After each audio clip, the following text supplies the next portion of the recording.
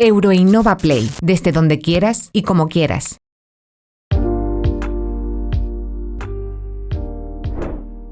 El periodismo deportivo no es solo informar, es vivir, es sentir, es conectar. Pero ¿cómo se está adaptando a los nuevos desafíos que presenta la era digital? Porque desde que el periodismo digital llegó, lo cambió absolutamente todo. Hoy se pide al periodista que cuente lo que no se ve, lo que tiene que, como detective, descubrir gracias a sus fuentes, a su olfato periodístico. Hoy vamos a tener una conversación sin filtros sobre el corazón y el alma del periodismo deportivo español, recordando los momentos de pluma y micrófono hasta los que llegan reinventando la narrativa deportiva. Os damos la bienvenida a Euroinnova Play. Hoy vamos a hablar sobre el estado del periodismo deportivo español, poniendo en contexto el panorama actual de los medios en España y cómo es ser periodista freelance en otro país. Y para ello contamos con Juanma Romero, redactor freelance y corresponsal para medios españoles y latinoamericanos, afincado en Alemania desde 2013, donde cubre el fútbol alemán, además de llevar otros proyectos personales de los que también hablaremos. Hola Juanma, bienvenido a Euroinnova Play. Wie geht es dir? No sé si lo he dicho bien. Lo has dicho perfectamente. Encantado, Anaís, de estar aquí contigo y sí, bueno, pues con muchas ganas de hablar del Estado, que suena así muy, muy fuerte, ¿no? El estado del periodismo deportivo español. Yo no soy ningún tótem para hablar de esto con solemnidad, pero sí de la experiencia y como tú decías, ¿no? De viviendo en Alemania, en otro país, quizás con la distancia se ve todo diferente, ¿no? Y quizás más realista cuando estás fuera y no dentro. Y bueno, soy muy crítico de muchas cosas, así que no sé si iremos por esa dirección o no, ya tú sabrás.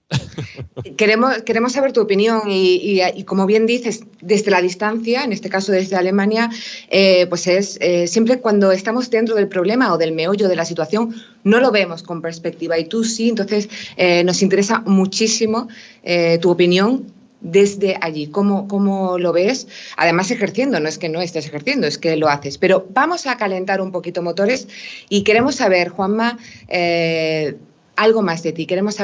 Yo quiero saber por qué Alemania, por qué estás allí, por qué te has afincado, por qué sigues y por qué te dedicas al periodismo deportivo. ¿Qué fue lo que te movió? Ya solamente con esta respuesta podría estar aquí ya el podcast entero, pero bueno, voy a intentar condensarlo. Alemania, ¿por qué? Yo realmente, cuando me vine a Alemania, yo nunca pensé en venirme a Alemania. Si me lo dices hace 15 años, por la cabeza jamás se me habría pasado a venirme a Alemania. Pero lo que tiene la vida, pues uno se enamora, y me enamoré de una alemana, y después de 2 años de relación con esa persona, pues decidí venirme a Alemania, hacer un esfuerzo y a intentar aprender el idioma los meses antes de venirme, que no es fácil, y bueno, di el salto, y el salto pues a Alemania fue bastante brusco en los primeros meses, el choque cultural fue muy grande, también hubo situaciones con el desamor, porque la relación no fructificó al poco tiempo de empezar en Alemania, se juntó un poco todo, pero bueno, el salto se dio a Alemania por lo que te acabo de contar, ¿no? Y me he quedado aquí, pues se podría decir que me vine por amor y me quedé por trabajo, ¿no? Que sería un poco el resumen, el titular de mi vida en estos últimos 10 años, que han tenido de todo, que ha sido una montaña rusa, y aquí sigo, ¿no? Y mi relación con el periodismo deportivo, pues empezó poquito antes de venirme a Alemania. Realmente me vine en 2013 y en 2010 fue cuando de alguna forma formalicé lo que yo considero que es una vocación, que es el periodismo, ¿no? Lo formalicé muy tarde, ya con 26 años largos, porque yo hasta entonces había hecho otras cosas. Creo que esto, mucha gente que nos vea coincidirá, ¿no? En que ha tenido, pues, en la vida no ha tomado quizás las decisiones que cuando ya uno es mayor se da cuenta de que podía haber tomado. Yo tomé unas que no eran las que me correspondían por la vocación que te digo, pero con 26 años, pues, me di cuenta de que esto era lo mío. Hice un posgrado en periodismo deportivo, después de haber hecho, como digo, otras cosas muy distintas que tampoco vienen al caso. Hice el posgrado, lo terminé y fue a raíz de terminar ese posgrado en periodismo deportivo donde empecé ya a hacer muchas cosas. Empecé a trabajar en un gabinete de prensa de una federación, que en este caso era la Federación Andaluza de Pesca Deportiva. Que uno dirá, ¿la pesca deportiva se puede informar de ello? Pues sí, informar. Y yo me encargué de dinamizar todos los contenidos de una federación de pesca deportiva. Eso fue como un bautizo de fuego el que tuve en el periodismo deportivo, porque claro, uno quiere hacer pues fútbol, quiere hacer lo que le gusta, ¿no? Lo que a todo el mundo ve y más consume. Pero me tocó hacer eso y yo me adapté muy bien, lo hice creo que bastante bien, tuve además reconocimientos incluso a algún club deportivo de pesca, en este caso nubense, que me reconoció cómo difundir la pesca deportiva en esos años, mientras empezaba a meter cabeza en lo que realmente me gusta, que es la radio, ¿no? Y me surgió una oportunidad muy rápidamente en una emisora de radio en Huelva, donde yo vengo, que era Es Radio, con sus contenidos y demás, y de ahí salté a Cadena Ser, en Radio Huelva, en Deportes, y ya de ahí, pues bueno, fui concatenando cositas, pero bueno, entraremos también ahí seguramente en el estado del periodismo por la precariedad que hay, creo, en este sector, porque muchos, como es vocacional, quieren dedicarse a ello. Y bueno, pues entre eso y lo que te decía antes del amor, se juntó la decepción de un lado a nivel laboral, porque veía que uno invertía mucha energía, pero no tenía aquella recompensa que espera tener con tanta energía que invierte. Se juntó eso con la relación, me vine a Alemania y bueno, aquí en Alemania la verdad que he podido hacer cositas relacionadas con el periodismo deportivo. Costó en el inicio, tardé un poquito, pero bueno, creo que he hecho bastantes cosas, me siento orgulloso por ello. Y aquí seguimos, 2024, un año además con Eurocopa de fútbol aquí en Alemania, que tengo muchas ganas de que llegue para poder pues, estar muy activo y cubrirla. Y nada, contento, pero también pues, cansado, porque son 10 años, que a nivel vital pues pasa muy rápido el tiempo cuando echas la vista atrás, pero han sido 10 años, como te decía antes, de montaña rusa, con cosas buenas y cosas malas, evidentemente. Además es una experiencia dura, maravillosa, pero muchos hemos vivido ese tipo de experiencia y sabemos que fácil no es, pero luego la gratificación de, como yo te decía el otro día, de decir, pasan los días y sigo viva. O sea, sigo sobreviviendo, superviviendo, en fin, sigo viviendo. Has dicho una cosa que no quiero pasar por alto y es que con 26 años decidiste, o sea, tú tenías vocación o no, aunque sí, porque me contaste que de pequeñito que ahora tienes cositas y grabaciones o cositas que dices, ay, apuntaba maneras y no me di cuenta, pero bueno, con 26 años habiendo estudiado otras cosas y probablemente ejercido, decides estudiar un posgrado y yo quiero que eso sea un mensaje para la gente porque nunca es tarde de hacer lo que realmente quieres formándote como puedas, ya sea muy autodidactamente o pues, estudiando un posgrado, estudiando cursos, estudiando, formándote hasta el último día de nuestra vida, de hecho. Entonces eso me ha gustado. Sí, yo soy, además, Anaís, soy también de empujar a la gente a que sea pesada, a que insista, porque yo hice el posgrado por pesado. Sí. Yo vi el posgrado en internet, navegando un poco una tarde cualquiera en mis días de estudiante de relaciones laborales, imagínate, y vi ese posgrado que lo iban a hacer en Sevilla y digo, pues esto lo quiero hacer, ¿no? Me vino como una bombilla, se encendió. Y dije, quiero estar ahí, aunque no sea periodista, porque buscaban periodistas licenciados. Yo no lo era. Digo, pero yo tengo que estar ahí sí o sí. Y yo forcé mucho, llamaba todos los días. Han salido ya la lista de los precandidatos. Insistía mucho. Creo que por pesado me dejaron hacer la entrevista. Y la entrevista la pasé muy bien. Y entré en el posgrado y lo hice, ¿no? Tú decías la importancia de tener esa vocación y verla desde muy pequeño, ¿no? Y yo te contaba eso cuando hacíamos un poco la previa. De pequeño yo ya se ven cosas que dices, es que esto era lo que yo tenía que haber hecho, te diría desde que tenía ya la edad de decidir qué quiero estudiar, ¿no? Por eso envidio a la gente que tan joven sabe cuál es su vocación y su pasión. Yo no lo descubrí hasta los 26 años, pero bueno, cuando era pequeño, para que veas el nivel de friquismo, y que esto se lleva de la cuna, yo grababa con cintas de cassette, que eso la gente joven a lo mejor ni las conoce, seguro que no.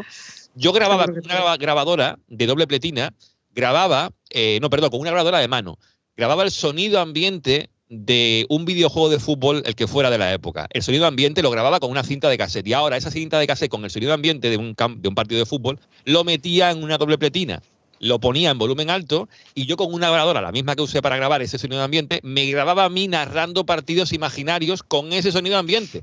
Partidos que yo no veía, que yo narraba porque quería imitar a los que escuchaba en la radio, porque yo consumía mucho periodismo deportivo, compraba los diarios deportivos, escuchaba radio, escuchaba Larguero, Carrusel Deportivo.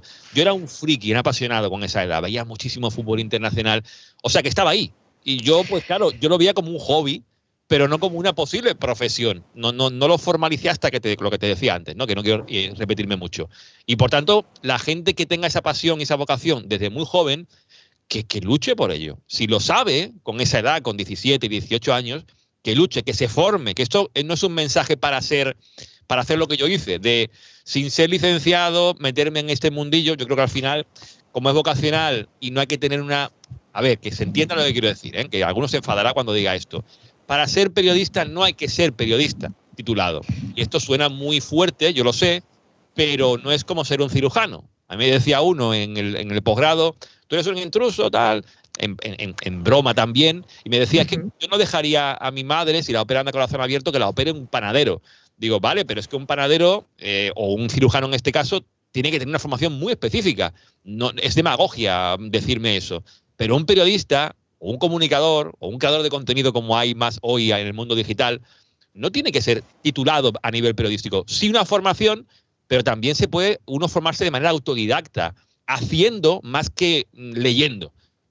Porque a base de hacer muchas cosas uno comete errores, de los errores aprende, y hacer mucho. Y hoy con el mundo digital, con la democratización que hay para hacerte un canal de YouTube, para hacerte un podcast, de ir poco a poco pues probando. Me gusta que la radio, pues hago un podcast. Me gusta que la imagen, hago un canal de YouTube. Hoy es fácil poder dedicarse a eso desde que eres joven y que la gente insista. Eso sí, cuando llega al mercado laboral se va a encontrar en España, que también es el tema de la conversación hoy, de que hay un mundo complejo hoy para meter cabeza ahí, porque los que están arriba no quieren salirse de la comodidad que están en un mundo en el que todo el mundo quiere trabajar, y los que vienen por abajo, que son todos pues con la vocación muy fresca de la carrera, quieren entrar, se aprovechan de ellos, de esa vocación que tienen tanta gente joven, y al final acaban muchos decepcionados, porque ven que no se les recompensa lo que te decía antes en base a su esfuerzo, y acaban tirando la toalla, acaban estudiando otra cosa o haciendo un canal propio, que ahí llega después el problema de que piensan de que me hago un canal y quiero ser ya Ibai, o quiero ser ya el que sea a nivel periodismo deportivo. Y eso es otro error también, porque eso genera frustración, genera decepción, y por eso te decía lo de la paciencia y ser muy pesado, y insistir. Y al final yo quiero creer que cuando uno es pesado, invierte tiempo y pasión, te acaba dando recompensa todo. Pero a veces no. Esto es, si juego más billetes de lotería, es normal que me podría tocar. Si no juego ningún billete, seguro que no me va a tocar. Pero si compro muchos, pues tendré más posibilidades. Pues esto es lo mismo. Sí, aunque aquí hay que trabajar. O sea, hay que luchar. Y has dicho además una cosa, que aunque seas intruso o no seas intruso o hayas estudiado periodismo o no, sí es verdad que has dicho que hay que formarse o hay que luchar. Evidentemente hay periodistas.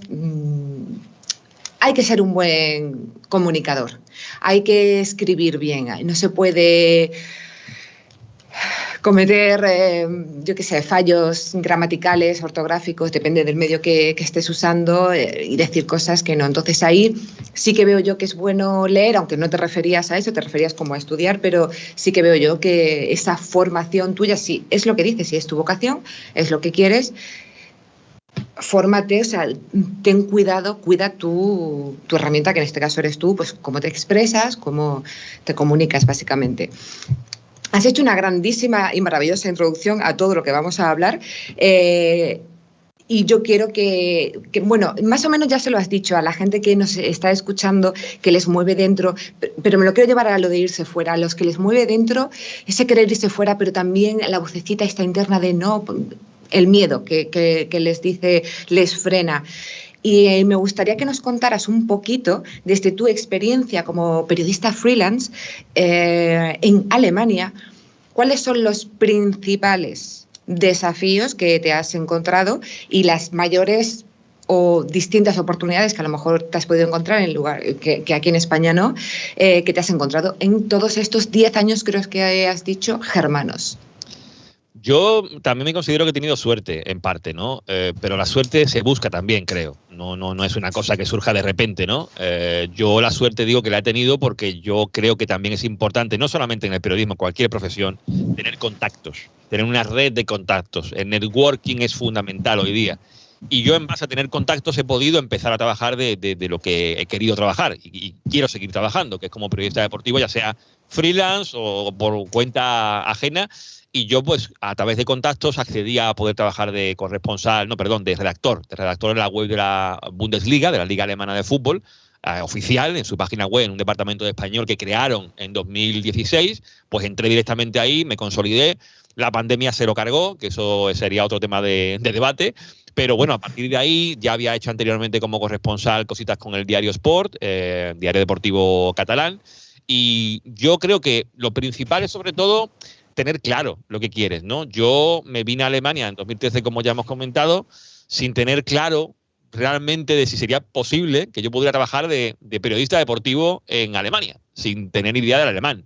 Digo, pues lo ideal sería, si no domino tanto el alemán, pues intentar hacer cosas de corresponsal, ¿no? O en español, para cubrir esa cuota que yo creo que también es interesante, ¿no? Hablar a la gente que es latinoamericana, que es española, que le gusta el fútbol alemán, pues transmitirle todo eso en su idioma, ya que no está en Alemania, transmitirle todo eso, pues creo que es un nicho que se podía abordar como yo hice, ¿no? Y también yo, antes de venirme a Alemania, pues intenté contactar con gente como, por ejemplo, la social media del Bayern de Múnich, que era gente, en este caso español, que yo conocía al que lo llevaba, que además andaluz también, como yo, que ahora, por cierto, está trabajando en el Sevilla, le fue muy bien después de trabajar en el Bayern.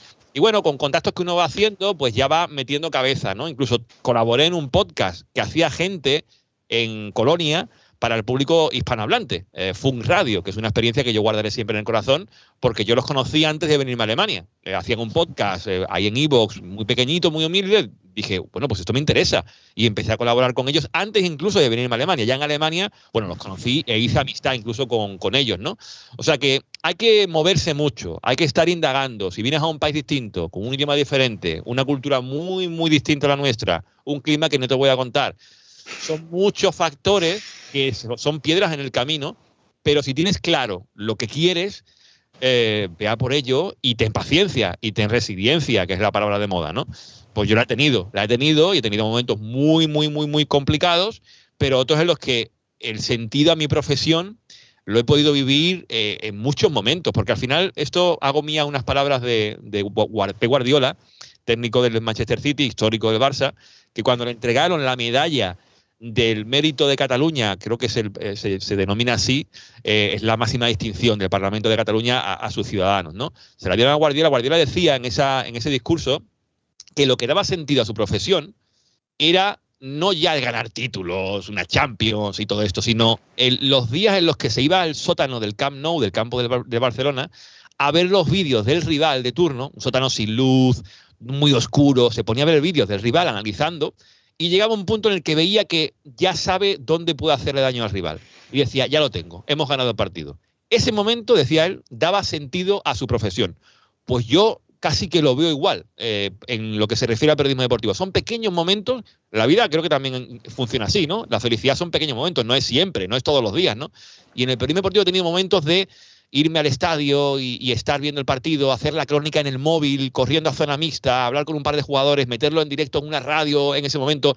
Llegas a casa con un nivel de estrés tremendo, pero te acuestas con una sensación no sé, de paz y de felicidad, que eso es indescriptible. Y eso es lo que has sentido. Y esos pequeños momentos, si uno es capaz de lograrlo algún día, se genera como una especie, que me entienda la gente la palabra, ¿no?, de droga, que ya es muy complicado que te desintoxiquen, ¿no? Y bueno, que la gente busque eso, ¿no? Busque esos pequeños momentos, ya sea en Alemania, en España, o desde, como estoy yo aquí ahora, en una habitación con una cámara y un foco, y se puede transmitir y comunicar a través de eso, ¿no? No es irte a un país distinto. Yo estoy en Alemania hablando contigo desde aquí, pero que uno puede estar en cualquier sitio y hacer cosas muy chulas, muy interesantes, como mucha gente hace, y ganarse la vida así.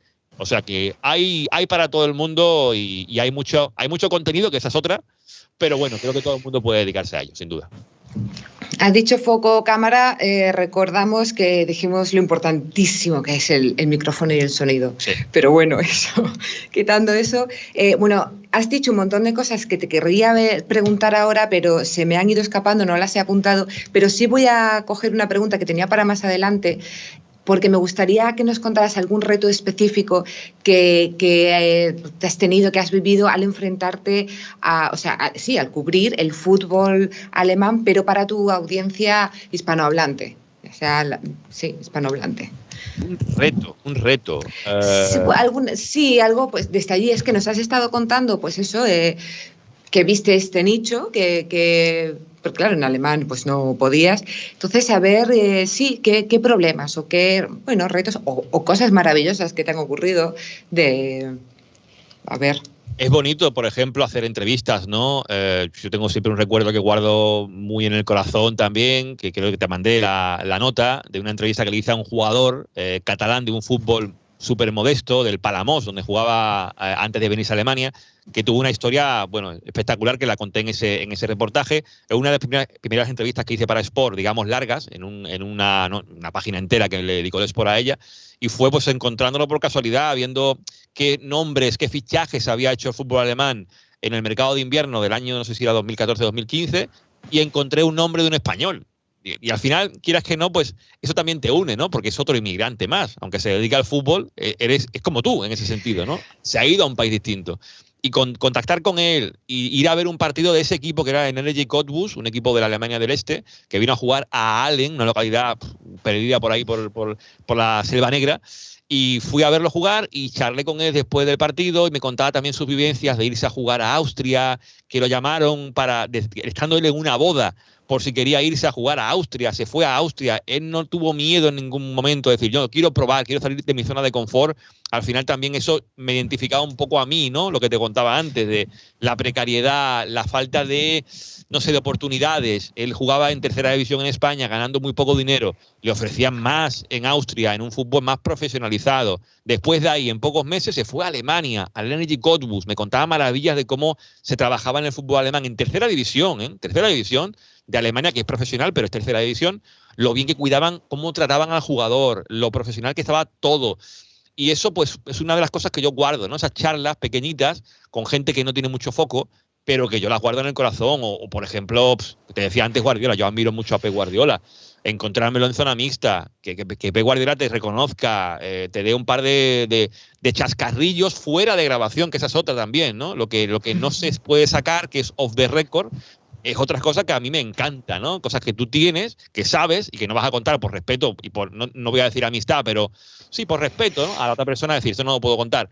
Que te la guardas para ti. Y eso es muy bonito. Son, como te decía antes, pequeñas cosas, retos, pues enfrentarme cada día a ir los fines de semana a los campos, o pelear por una entrevista, intentar conseguirla y conseguirla.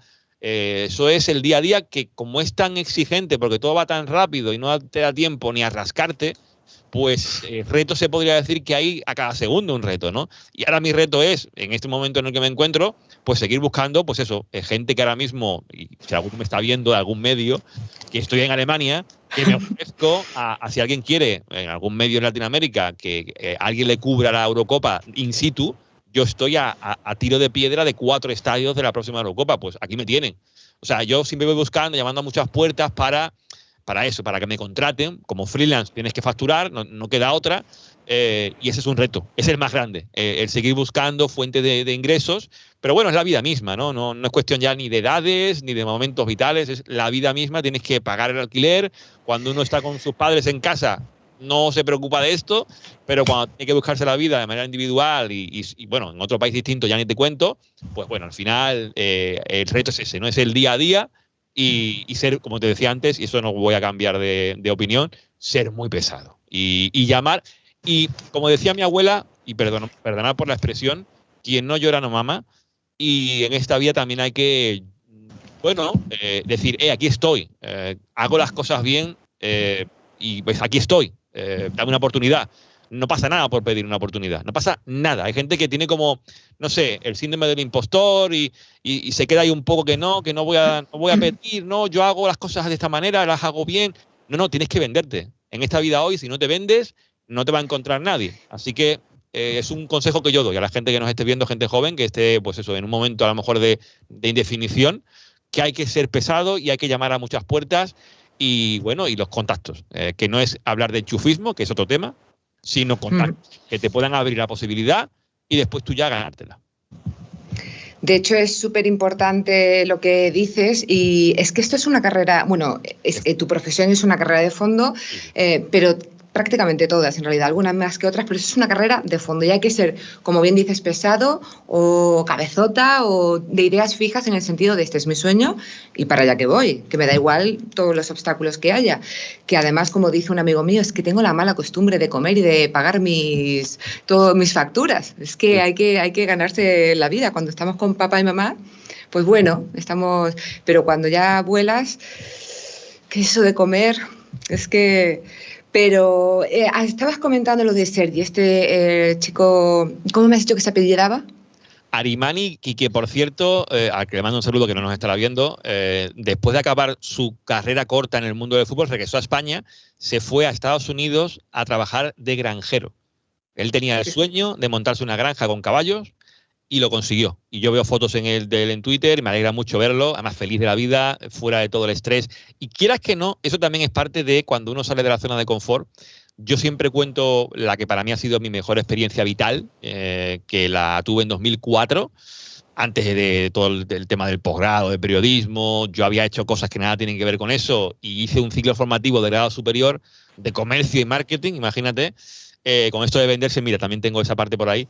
Y unas prácticas en el extranjero me ofrecieron la posibilidad de hacerlas en 2004, tenía 21 años, y había dos posibilidades. Me dieron una, por mi nivel de inglés, que no era muy alto, me dieron Lisboa. Y yo, lo que te decía antes de llorar y de quejarse, yo dije, Lisboa, qué cerca cae, ¿no? Y como me quejé, y como dije, no lo veía bien, a diferencia del resto, que todo el mundo dijo, sí, sí, sí, algún día, una semana, cualquiera, después de eso, me vino el tutor y me dijo, Juanma, mira, ven, ha surgido una plaza en Creta. Digo, ¿Creta? ¿La isla de Creta? Y me dice, sí, ¿te interesa? Digo, ¿cómo? Me fui a llamar a mi madre, la llamé por teléfono y digo, mamá, mira, ha pasado esto, ¿qué opinas? Y a mi madre me decía, bueno, hombre, lo que tú decidas.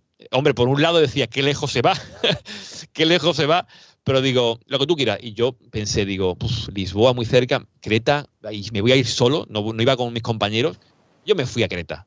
Y es la experiencia más impresionante que he tenido en mi vida, con 21 años, en un 2004 donde no había redes sociales, donde Facebook estaba naciendo, teníamos 20, imagínate, y a mis padres los llamaba por teléfono de una cabina, y era como un gran hermano. Allí 3 meses en Creta, imagínate, una isla que es un paraíso, que era todavía sin explotar como ya hoy se la han cargado, pero en 2004 era cosas que decías, ¿pero esto qué es?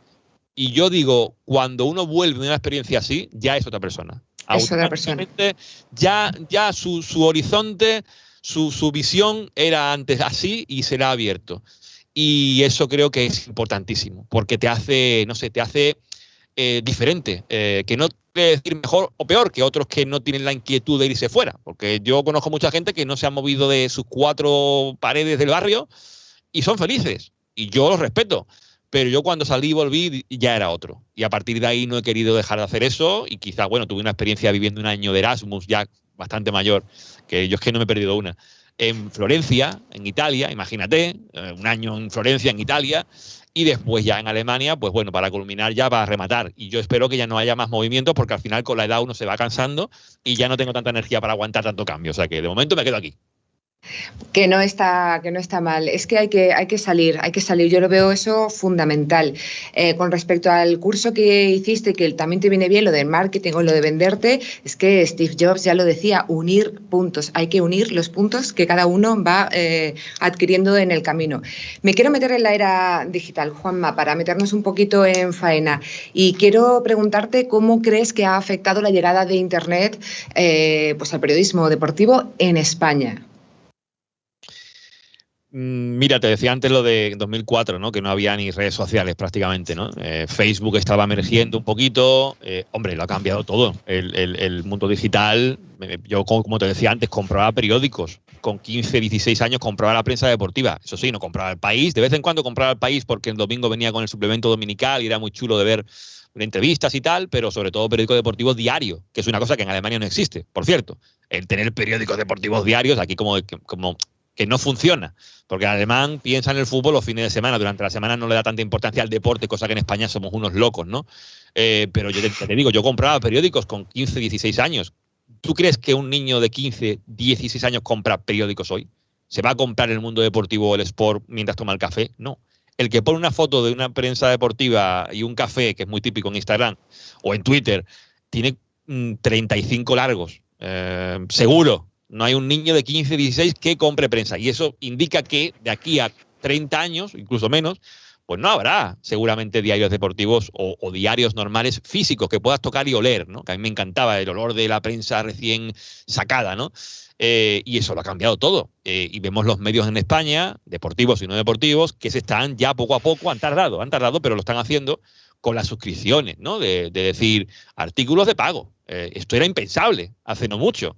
Y ya poco a poco, pues hay suscripciones de pago para los diarios digitales, o sea, diarios normales, pero en este caso digital, porque bueno, el New Yorker en su momento lo hizo, le funcionó muy bien, el New York Times, perdón, creo que era el New York Times, que lo empezó a hacer antes que nadie, y la suscripción funcionó, y la gente empezaba a suscribirse por un precio bastante bajo para tener contenido abierto en el móvil o la tablet, ¿no? Lo ha cambiado todo porque ya, claro, lo que es en papel, tengo la sensación de que perdura más, de que aguanta más tiempo. Hay gente que guarda los periódicos antiguos o revistas.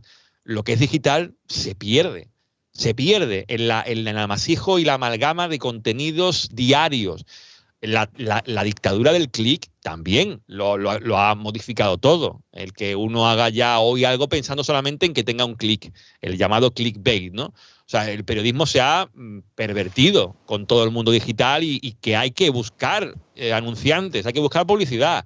Yo lo veía en la radio, en Huelva, una radio local pequeñita, de Cadena SER, lo veía con los comerciales buscando continuamente por teléfono anunciantes. No había dinero, no había gente que quisiera poner publicidad de un minuto en la radio, porque era cara y porque no daba nada, no hay un retorno claro, ¿no?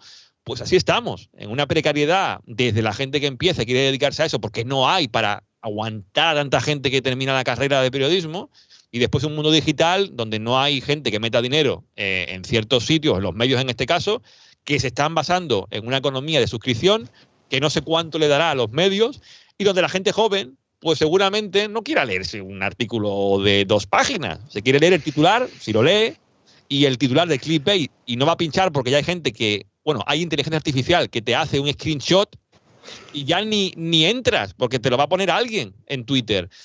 Por un lado, todo eso de la democratización de los contenidos y que la gente pueda dedicarse a esto es bueno, porque uno puede ganarse la vida, si tiene suerte y que se den muchas cosas, ¿no? Pero por otro lado, a nivel de medios en general, deportivos y no deportivos, hombre, es un panorama duro en Alemania o España, ¿eh? En Alemania tampoco no es muy diferente en ese sentido. Y en deportivo, donde hay 4 periódicos deportivos diarios, yo no sé si esto va a aguantar mucho a largo plazo, como te decía antes, porque al final ellos se deben también a lo que es el diario físico. Muchos anunciantes van por ahí porque, como te digo, el papel queda grabado y le interesa al que paga, al anunciante de turno, salir en papel, y lo digital, pues ya te digo, hay que estar continuamente haciendo contenido, y eso es alguien que esté ahí. Llegará un momento en el que al final te lo haga una IA, te lo haga una inteligencia artificial, ya ni necesiten al redactor de turno, y eso será ya la muerte del periodismo deportivo, si es que acaba ocurriendo que, como estamos viendo con la inteligencia artificial, a mí no me extrañaría nada. Bueno, yo quiero seguir viendo la inteligencia artificial como una herramienta. Ahora mismo es un boom y yo entiendo que se vea un poco así, pero al final queremos humanidad y hay que saber usarla como herramienta. Yo al menos es en lo que estoy enfocada. Estabas mencionando lo de los diarios, que bueno, yo a quienes veo comprar diarios físicos, pues esa otra generación.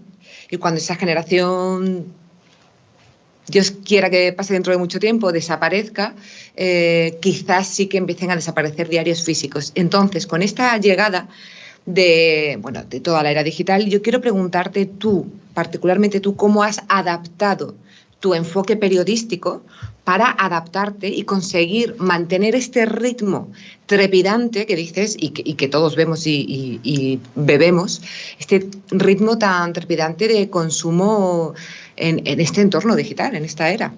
El coste que yo esto no lo digo y está grabado en piedra, es una opinión desde la vivencia personal mía y de lo que yo hago en el día a día. No soy especial por hacer cosas o no hacerlas, ¿no? Yo, a ver, quieras que no, el hecho de haber sido de una generación que ha vivido sin móvil, que ha vivido sin internet, que ha vivido comprando periódicos, que ha vivido escuchando radio, tengo la suerte de haber vivido esa época. Creo que es una suerte, porque valoras más muchas cosas y aprecias lo que cuestan las cosas también en el mundo laboral, ¿no? Y yo me he adaptado, creo que muy bien, porque al final, como te decía antes, hoy te puedes hacer un contenido desde la habitación de tu casa al mundo y llegar a mucha gente, porque yo tengo un podcast que ahora comentaremos.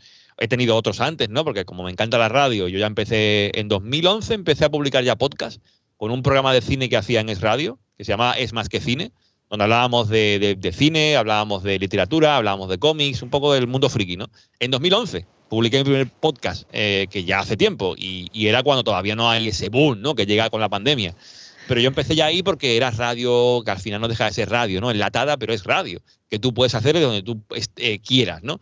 Y yo la hacía desde un estudio de radio porque el programa era emitido en Es Radio Huelva, pero yo lo convertía en podcast y lo subía, ¿no? Y después lo seguía haciendo en Cadena Ser, en Ser Deportivos, el programa de deportes, que también lo subía a la aplicación de turno, en este caso iVoox, como podcast. Yo me he adaptado, creo que muy bien, porque, como te digo, es fácil hoy poder hacer radio. Y es con un micrófono como tengo ahora, una mesa de mezcla que tengo aquí a mi derecha, y ahora cuidar mucho el producto. Por lo menos yo, ¿eh? Hay gente que no lo cuida tanto. Yo me gusta hacer eso, un podcast que tenga que se pueda oír, ¿no? Al final la gente ya hoy, con esto de hacer cada día cosas, no da tiempo a cuidar el contenido, ¿no? A curar el contenido. Yo me gusta curarlo, cuidarlo, ¿no? Yo me he adaptado bien porque, bueno, al final, como te decía antes, yo he estado en un campo de fútbol haciendo una crónica con el móvil. Mientras veía el partido, porque hay que mandarla ya, porque en cuanto acabe el partido, en 15 minutos tiene que estar la crónica lista. Y la escribes en el móvil corriendo, en el blog de notas, copias y pegas en un email, lo mandas, ¿no? Yo cuando hice lo de gabinete de prensa de la Federación Andaluza de Pesca Deportiva, ellos me querían sobre todo no tenían nada, en cuanto a prensa, nada, querían pues dinamizarlo todo, querían llegar a los medios, querían tener redes sociales. Yo hice cuentas en todas las redes sociales y me hice con una libreta de direcciones en la cuenta de correo de todos los medios y redactores de deportes de Andalucía. Y yo cada fin de semana, cuando había un campeonato de pesca en cualquier provincia, en Granada mismamente, en Almuñécar o Salobreña, pues yo mandaba su nota de prensa al medio de turno, porque al final un redactor de deportes agradece mucho que esté ahí un domingo, a lo mejor, bueno, un domingo hay mucho deporte, o un lunes o un martes, que no tienen nada, y le llegue una nota de prensa ya hecha solamente para copiar y pegar. Pues es un lujo. Y yo pues le cubría esa necesidad, ¿no? Y se la mandaba, y mi orgullo es haber llegado a tener notas de prensa hechas por mí, que lo que tenga mi nombre o no me da igual. Cuando ellos firman con sección de deportes y no aparece Juanma Romero, es que yo no busco que aparezca mi nombre. Quiero que aparezca Pesca Deportiva.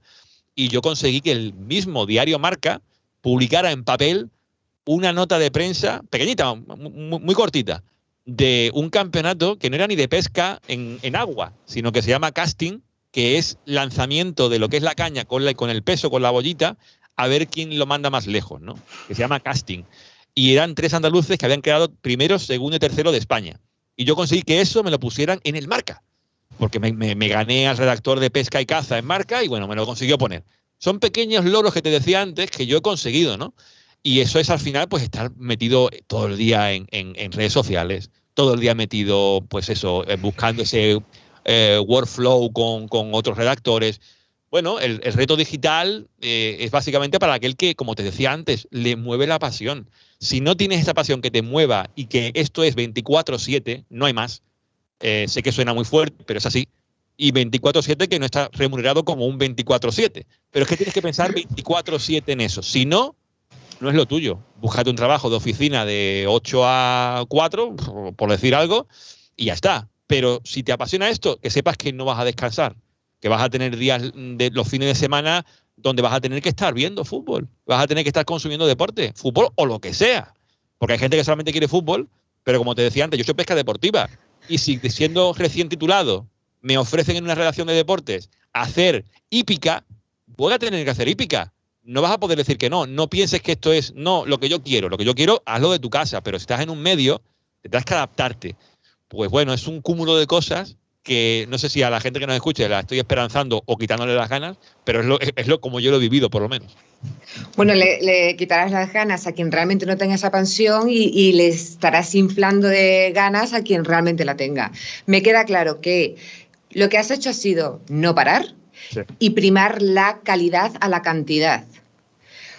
Con respecto a la calidad, te quiero preguntar cómo esta era digital, cómo crees, cómo ves que ha afectado al periodismo deportivo?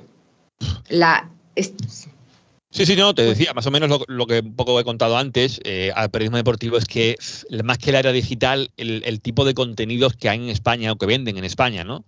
En el mundo deportivo, digo, ¿no? Deja mucho que desear. Hablábamos de la calidad, tú decías lo de que yo primo la calidad, la cantidad, ¿no? Y es cierto, es tal cual. Yo prefiero hacer algo que yo primero esté conforme con ello y me permita dormir bien por las noches y me dé salud mental, que hacer algo solamente por el hecho de que vaya a vender porque confronta, ¿no? Y no sé si España es un país, esto entramos ya en un tema sociopolítico casi, donde o es blanco o es negro. Ha sido siempre así históricamente, PSOE o PP, Madrid o Barça, es todo, no hay un término medio. Así somos pasionales, nos puede mucho el fanatismo en muchas ocasiones, y esto en el fútbol y en el periodismo deportivo, que sobre todo es fútbol en España, porque desgraciadamente pues otros deportes no priman tanto, pues nos puede y nos lleva. Y en España, pues el periodismo en general, no solamente deportivo, se ha convertido hoy en un tertuliano más tertuliano. Y todos los días tertulia de todo, de política, de famoseo, de deportes, que es muy fácil de hacer, que no requiere mucho. Sí, hay un chavalito o chavalita que está en la redacción harto de hacer montajes de vídeos atractivos y frenéticos que se puedan meter en medio de que hable un tertuliano o habla otro, o de fondo, y eso venga a correr. Y la opinión por encima de la información todo el rato. Pues claro, pues llega un momento en el que la gente creo que está un poquito perdida, el consumidor digo, porque al final se deja llevar por la opinión de uno que está opinando, a lo mejor sin tener ni idea de lo que está opinando, lo ves reflejado también en redes sociales, en gente que hace un TikTok o hace un podcast también, que es opinión, y se ha convertido esto en podcast, es sentarme con un par de amigos a hablar, y opino de todo. Y yo creo que no, que hay que opinar pero con cabeza, y hay que opinar con responsabilidad, porque cuando te sigue mucha gente y te ve mucha gente, no vale todo. Y para mí no vale todo. Y yo creo que... Te iba a preguntar, ¿toda opinión es válida? ¿Toda opinión es válida? No, por supuestísimo. Todo el mundo tiene derecho a opinar, sí, pero toda opinión no es respetable, porque yo no puedo opinar de cosas que no sé. Y yo me cuido mucho en mis proyectos o productos que yo hago, por ejemplo, lo que me quita más tiempo ahora, que es un podcast del Barça. Imagínate, meterte en el terreno de Barça-Madrid, ¿no? Parece que si hablas de Barça ya estás contra el Madrid. Yo no soy del Madrid, y es más, no quiero que Madrid gane nunca, pero yo respeto a la hora de ponerme delante de un micrófono, y hay líneas rojas que no puedo pasar. Y yo, si soy periodista deportivo, me dedico a esto, aunque sea del Barça, que para mí prima mucho la honestidad por encima de todo, no pasa nada por decir que eres de un equipo, no pasa nada. Ahora bien, gánate al que te escucha o te ve con tu forma de hacer las cosas para que vea que eres objetivo, siendo de un equipo. Yo trato de serlo siempre, pero hay terrenos que no puedo pisar, y yo veo a periodistas, algunos con muchos seguidores, que dicen ciertas cosas sin tener pruebas continuamente, o ahora es un tema que esto es un off topic, ¿no? Pero bueno, en el fútbol actual en España hay un caso del Barça, el Barcelona, con unos pagos durante 17 años a un vicepresidente de los árbitros, que por el lado de los barcelonistas, como que no, es que como no hay pruebas, no acuséis sin pruebas. Y ahora aparece una cosa que es del Madrid por unos audios del asistente de vídeo en algunos partidos que se han filtrado, y ahora esos mismos culés que pedían pruebas están diciendo, ya acusando, solamente por unos audios que son interpretables. En fin, es un tema que a mí me da rabia, porque cuando es algo que me toca a mí, pues me quejo. Y si me favorecen, no digo nada. Y yo quiero ser coherente conmigo. Yo no puedo, si cuando me dan no abro la boca, cuando me quitan quejarme o acusar al otro de... Y estamos en esa diariamente. Y un clima de confrontación con programas como, y pongo el nombre, me da igual, El Chiringuito, que veía vídeos hace poco por redes sociales que han estado llenando un teatro, porque lo llenan todo, generan ofuscación, generan confrontación, generan que la gente vaya a verlos. Bueno, lo van a ver para reírse, porque van a verlos para reírse y pasar un buen rato, porque es entretenimiento puro y duro, pero están generando un clima muy tóxico, algunos de ellos. Había un clip de uno aplaudiendo porque ha fallado el penalti, uno de un equipo que no es el suyo. Pero nos estamos traspasando líneas que yo creo que esto no está dando nada a futuro.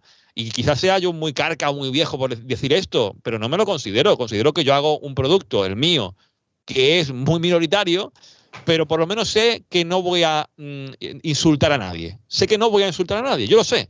pero es que veo que el insultar, el descalificar, el acusar a otros sin pruebas es lo normal, el día a día, porque genera mucha viralidad, mucha interacción, mucho mueve, ¿no? Y genera. A mí me da igual generar. A mí no me importa tanto el qué, sino el cómo. Y yo valoro mucho el cómo. Y por tanto, bueno, sé que navego en esta dirección casi a contracorriente, pero es que si no hiciera eso, pues iría contra mí. Y prefiero ser coherente conmigo y coherente con la gente que me escucha, que vean que, bueno, conozco lo que hace, me guste o no, pero es una persona objetiva y respetuosa, que no meterme en ese carril de insultar al otro, descalificarlo, porque es lo que abunda hoy, y perdona que haya puesto ese off-topic tan grande, pero es que lo veo. Si nos metemos en el periodismo deportivo español, bajo mi punto de vista, si metemos al chiringuito como periodismo deportivo español, deja mucho que desear, y habrá gente muy fan del chiringuito, pues muy bien, pero creo que no aporta nada bueno a un debate sano,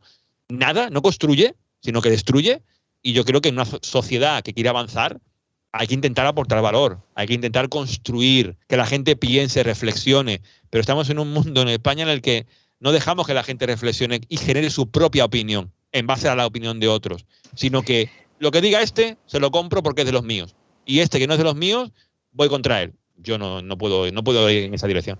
¿Esto lo ves en Alemania? ¿O en Alemania este tipo de periodismo deportivo existe?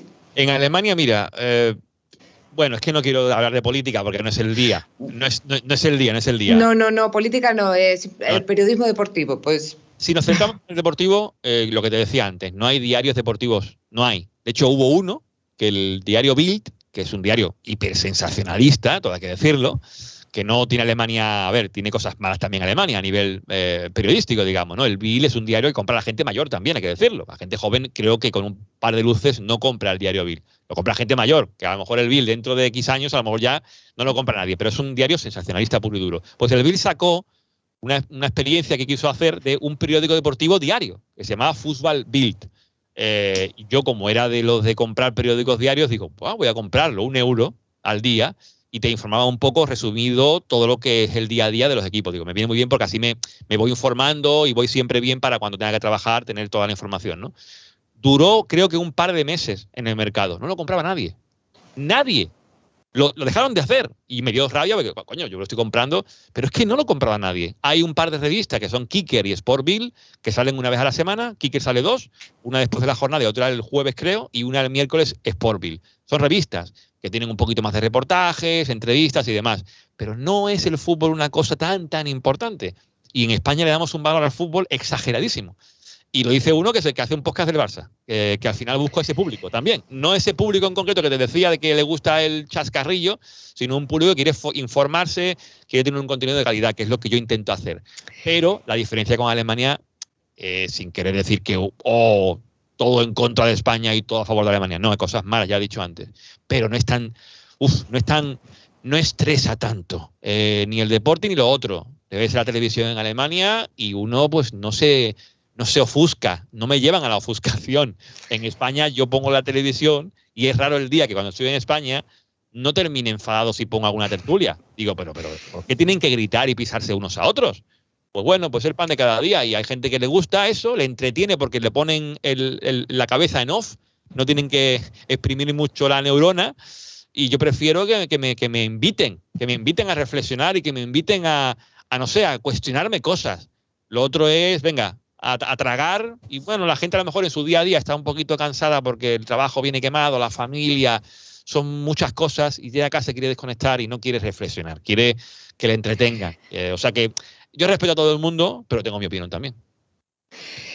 Que cuenta, que es respetable, como hemos dicho antes, que toda la opinión no. Pero no, sí, aquí ya fuera de bromas, lo suyo es, al ser periodismo, es informar, es el respeto ante todo, y informar, si puede ser sin toxicidad, pues mucho mejor. Juanma, me gustaría hablar un poquito de que mandáramos un mensaje a los estudiantes de periodismo o a aquellos que sueñan con ser periodistas deportivos, sabiendo que esto es una carrera de fondo, que hay muchísima gente, esto es una selva, que hay que diferenciarse y que hay que desarrollar ciertas habilidades. Me gustaría que les dieras algunas claves o algunos tips, aunque sea así poquito, para seguir avanzando, porque tengo un montón de preguntas que creo que no te voy a poder hacer todas. ¿Qué habilidades deberían desarrollar como periodistas deportivos si quieren triunfar o como poco hacerse un hueco? Hombre, yo creo que en todo este mundo digital hay que ser multidisciplinar, hay que saber hacer un poquito de todo, ¿no? Pero tampoco creo que ser tan multidisciplinar y querer hacerlo todo sea bueno. Yo creo que es bueno también saber qué te gusta, dónde te sientes más cómodo. Si quieres trabajar en un medio y olvidarte de todo, pues busca por ahí. Intenta, pues eso, mandar currículums. Otra cosa no te puedo decir. O en Twitter estar muy activo, porque yo conozco gente que empezó en Twitter en 2009, 2010 como yo, y se ha ganado la vida después en el fútbol empezando a tuitear solamente. Gente como compañeros a los que mando un saludo, aunque no me escucharán, de Ecos del Balón, que era un medio digital espectacular que hacía gente muy buena. Miguel Quintana es uno de ellos que está trabajando en DAZN hoy. Abel Rojas, que era su mano derecha, el otro que hacía con el Ecos de Balón, o uno de ellos, está trabajando en un club de fútbol, la Real Sociedad, que va de cine, la Real Sociedad, con varios periodistas metidos dentro de un departamento de la Real de, digamos, búsqueda de nuevos jugadores, análisis de rivales. O sea que uno se puede ganar la vida también empezando desde lo más básico, que es pues estando muy activo, como te decía antes, 24/7. Y darse a conocer, venderse. Una cuenta de Twitter te permite venderte. Yo he de decir que mi cuenta de Twitter me ha permitido, no me ha abierto tantas puertas como uno pudiera pensar. Al final tengo 130.000 seguidores más o menos, que no ha subido mucho con el tema de cambio de dueño, con Elon Musk, que ha tocado Twitter y se lo ha cargado. Pero bueno, porque ahora valora más lo que es tuitear buscando la viralidad que no el buen contenido, que es una pena. Pero bueno, con mis seguidores, pues al final también me ha permitido llegar a un público que está en otros sitios, que buscan fútbol alemán o buscan Barça y me han encontrado a mí y algunos me tienen en estima por eso, ¿no? Creo que para el estudiante, si es un poco la respuesta a la pregunta, que está haciendo periodismo y se quiere dedicar al periodismo deportivo, hoy lo bueno que tiene muchas posibilidades, ¿no? Pero, primero, que sepa lo que quiere hacer. Segundo, que se forme evidentemente y que después no pare y que pruebe hacer, pues si le gusta la radio, que se haga un podcast, que no busque, que no prime que le escuche mucha gente, porque se va a encontrar se va a decepcionar seguramente rápido, ¿no? Que es un poco lo que a mucha gente le genera frustración, el buscar ya los viewers en Twitch, las escuchas en el podcast. Te van a escuchar poco seguramente al principio si no te has construido una comunidad antes. Construirte una comunidad creo que es muy importante si eres creador de contenido. Que ya no sé si esto pisa al periodista, pero casi que va unido hoy día. Hoy vemos a muchos periodistas deportivos que trabajan en medios también tener canales de Twitch. Miguel Ángel Román, no sé si era Dani Martín otro, gente que tiene canal de Twitch y les va muy bien también. Han generado por ahí una comunidad que los sigue, los consume. Pues bueno, hay posibilidades hoy de ganarte la vida haciendo lo que te gusta.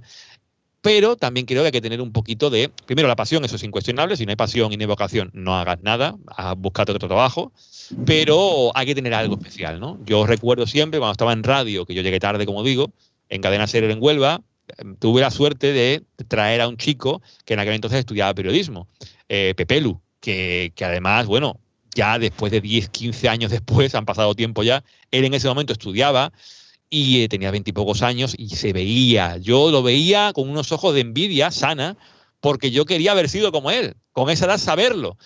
Yo pues hablaba con él y digo, este chaval va a llegar seguro. Y llegó, y trabaja hoy en una radio, perdón, en la televisión de Huelva, la televisión local de Antena Huelva, creo que es Antena Huelva, puede ser, no me acuerdo ahora. Y trabaja ahí, haciendo Semana Santa, que es lo que le gusta, le apasiona.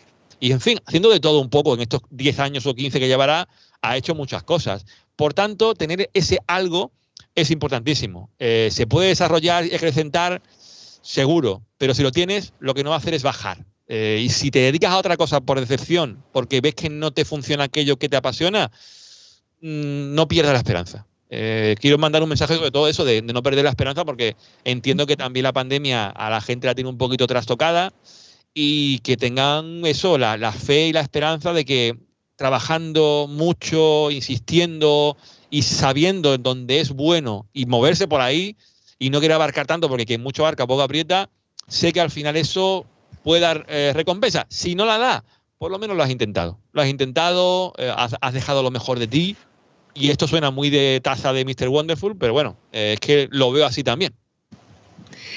Quiero enlazarlo con la pregunta que te quería hacer, por todo esto que nos estás contando, tanto de proyectos personales, al crear tu podcast, de la pasión. Quiero preguntarte sobre tu proyecto personal, tu enfoque al crear el contenido, que tú tienes un programa Team Barça Podcasting, no sé si lo he dicho bien. Team Barça Podcast. Podcasting sería el mundo en el que me muevo, el podcasting en general, ¿no? Pero podcast sería el nombre. Podcast, sí, vale. Que no me he complicado mucho la vida. O sea, que el nombre. No, la verdad, pero bueno, es efectivo. ¿Cómo has logrado 1 millón de escuchas? Le has dicho a esta gente, no te va a escuchar ni el tato al principio, pero bueno, ¿cómo se logra?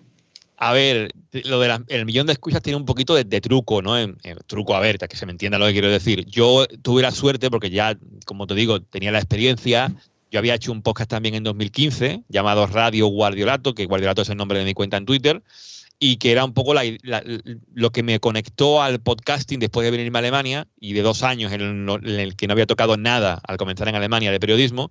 Digo, yo quiero retomar el mundo de la radio de alguna forma. Y hice un podcast desde mi habitación, en mi casa, donde vivía entonces en Alemania. Y bueno, un podcast funcionó muy bien. En los primeros podcasts en 2015, bastantes escuchas, muy orgánico todo. Pero lo que tiene también el podcast, si tienes un trabajo, una vida, que no puedes mantenerlo. Y yo empecé a trabajar en la Bundesliga y tuve que abandonarlo. Me dio mucha rabia abandonarlo, pero bueno, es lo que tiene. Hay muchos podcasts muertos hoy día. O sea, es un cementerio de podcasts, cualquier plataforma en la que entres, porque la gente hace 3, se cansa, no lo escucha nadie y lo deja. Lo dejé ahí aparcado y en 2020, con la pandemia, perdí ese trabajo que tenía en la Bundesliga. Fue como un shock después de la pandemia. Pues en agosto de 2020, digo, ¿y ahora qué hago, no? Y dije, vamos a retomar el tema del podcast. Y con un grupo de gente que ya conocía anteriormente, en el que había hecho cositas en Patreon, también con ese podcast que había intentado monetizarlo a través de Patreon, no me funcionó o no me funcionó como esperaba porque le dedicaba muchas horas, pero no terminó de funcionar. Digo, vamos a hacer un podcast, pero vamos a hacerlo bien. Vamos a hacerlo con esa estrategia que yo creo que falta a mucha gente que hace contenidos. Tener una estrategia, tener un plan. El plan era, vamos a hacer un podcast el mejor posible del Barça, que no haya un podcast mejor de Barça que este, y considero hoy día, después de 3 años, que no lo hay mejor que este a nivel podcast. En otros contenidos, otros medios, lo que tú quieras, pero aquí no me lo va a discutir nadie, que es el mejor. Y ahí, bueno, lo podemos debatir, pero creo que es el mejor. Y en ese 2020, en agosto, pues planificamos un poco la historia y yo tenía claro de yo quería monetizarlo. Yo no quería hacer un podcast sin la posibilidad de que eso funcionara a nivel económico. Si no, no lo voy a invertir tiempo. Ya sabía, había aprendido. Pero como aprendí de Patreon también, que era solamente de pago, digo, voy a hacer algo abierto y con contenidos exclusivos que sean de pago. Y esa era un poco la idea. Y llamar la atención de iVoox, que es una plataforma muy conocida en España, es donde por la gente más escucha podcast, en iVoox, que iVoox tenía un catálogo de podcasts exclusivos que digo, yo voy a intentar que iVoox se fije en mí, que iVoox vea que este podcast puede entrar en su catálogo. En un mes me llamó iVoox, porque además lo hice muy bien, porque lo publiqué solamente en iVoox en los primeros meses. Había muchas escuchas, mucha gente que nos oía, y iVoox me llamó, el que era, bueno, que sigue siendo un poco el fundador, ¿no? Hablé con él y entramos como contenido exclusivo. Y en ese primer año del podcast llegamos a unas escuchas irreales. Irreales porque como era el boom del podcasting en plena pandemia, teníamos picos de 10.000, 11.000 escuchas por programa, que era una barbaridad. No hemos llegado a ese nivel en los siguientes años. Siendo exclusivos que de alguna forma te posicionan la plataforma muy bien, que eso ayuda, evidentemente, te dan escuchas que a lo mejor no son tan reales, entre comillas, pero eso unido a que es el boom de la primera temporada y que estábamos en pandemia y que el Barça tenía elecciones a la presidencia, se juntó todo como la tormenta perfecta. El podcast pegó una explosión y dije, estamos haciendo bien las cosas. Y seguimos, lo monetizaba con publicidad que entraba a través de iVoox, con los fans que se iban haciendo mecenas del programa, y bueno, al final pasa el tiempo y ves que han monetizado, mejores meses algunos que otros, pero este último verano pues hubo también un golpe, perdimos un anunciante muy potente que teníamos por cuestiones que tampoco vienen al caso, y hubo que hacer un replanteamiento de la estrategia, otra vez.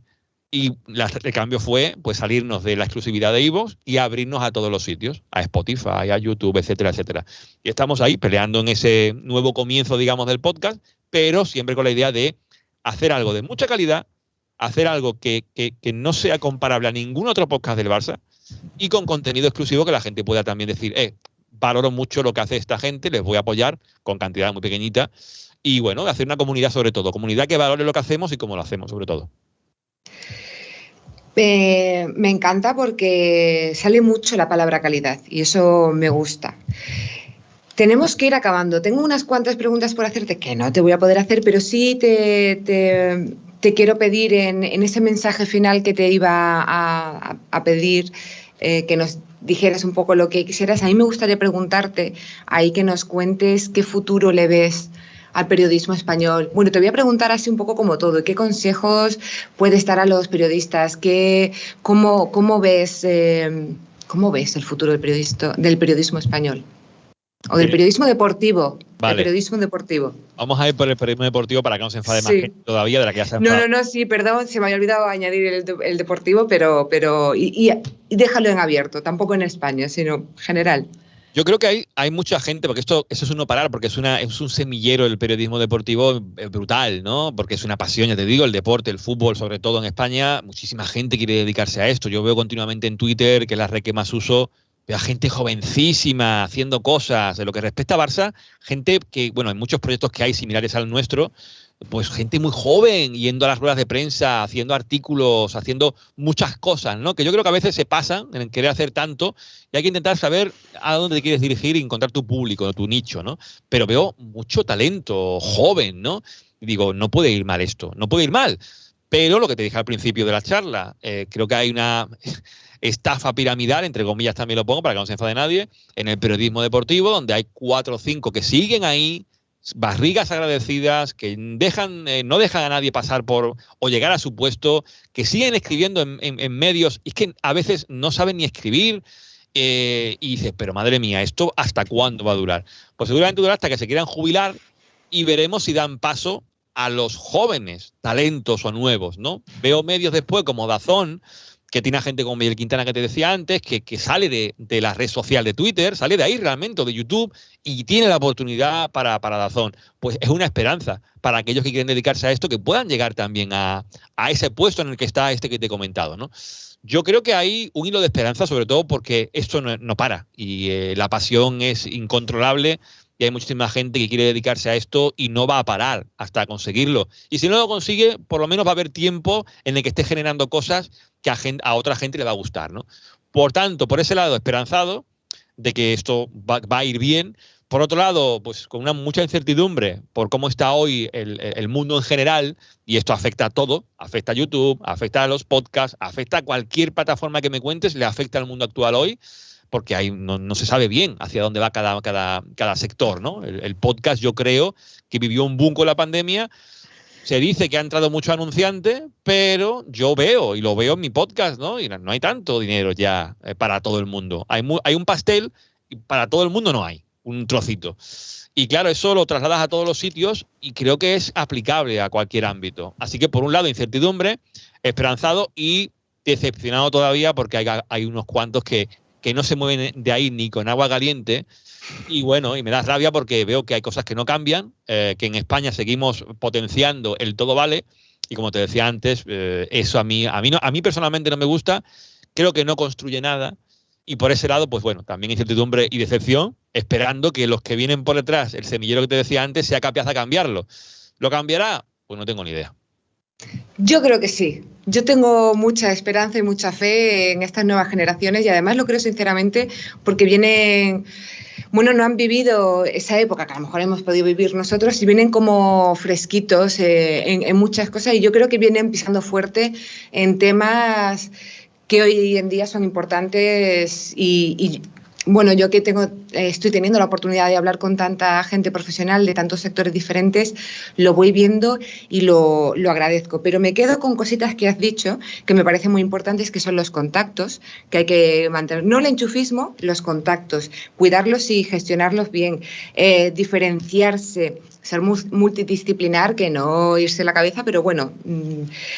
El luchar y el formarse, súper fundamental, lo veo, salir de la zona de confort. Eso es algo que hay que hacer sí o sí. Y la calidad, palabra que me ha encantado, que has usado muchísimo. Te tengo que despedir, pero me quedan en el tintero 1000 temas que hablar contigo, que me gustaría, bueno, tener la oportunidad de estar hablando largo y tendido, porque creo además que tu experiencia en Alemania, en el mundo deportivo, haciendo todo lo que haces, creo que nos podrías aportar muchísimas más cosas. Y de hecho tengo la sensación de que nuestra charla del otro día, no sé, creo que hablamos incluso de más cosas. Me hubiera encantado grabarla, te lo dije en su momento, porque fue brutal. Juanma, ha sido un acercamiento al mundo deportivo en los medios digitales, un poquito lo que está pasando, cómo lo ves desde allí, teniendo el corazón aquí, yo creo que eso seguro. Sí, bueno, el corazón no me saca de Andalucía nunca. De hecho, hace poco participé en Canal Sur Radio, que me llamaron porque un jugador del Betis se puede venir a Alemania. Creo que finalmente acabará haciéndolo. Y querían hablar conmigo y bueno, y me decían de que si echaba de menos Andalucía, digo, que si la echo de menos. Digo, pero para Andalucía siempre hay tiempo. Aunque me sacaron una hora muy tarde, que ya era un poco rozando el larguero para mí. Pero digo, yo para Andalucía siempre tengo tiempo. O sea que yo echar de menos Andalucía mucho. Y bueno, no sé si algún día volveré, que eso es una puerta siempre abierta, pero de momento, bueno, mi vida está aquí en Alemania, mi relación también está aquí en Alemania.